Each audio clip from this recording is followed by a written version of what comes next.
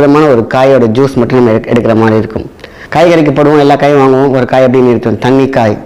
அதுதான் உங்களுடைய வாழ்க்கையை சூப்பராக்கக்கூடிய ஒரு விஷயம் கேட்டிங்கன்னா இந்த ஜாயிண்ட். இந்த ஜாயிண்ட்டில் ஒரு மஜ்ஜை வந்து கொலக்கொலப்பு இருக்கும் பார்த்தீங்களா, ஒரு ஆயில் இருக்கும் இல்லையா, அது உருவாக்குறது பார்த்திங்கனாக்கா இந்த காய் ரெடி பண்ணும் சூப்பராக. என்ன காய்? அதுதான் வந்து பார்த்திங்கன்னா சவ் சவ். இந்த சவ் அப்படிங்கிறது வந்து பார்த்திங்கன்னா யாருமே வந்து ஐயோ அது நொசக்குன்ட்டு சாப்பிட மாட்டேன், அப்படி கிடையாது. அது எப்படி சாப்பிட்ற முறையை சொல்கிறேன்.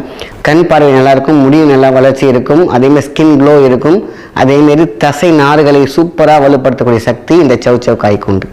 சவ் காயை எடுத்துக்கோங்க, ஒரு காய் எடுத்துக்கோங்க போதும். நல்லா சின்ன சின்னதாக கட் பண்ணி அதை சும்மா ஒரு 100-200 மில்லி வாட்டரில் பாயில் பண்ணுங்கள்.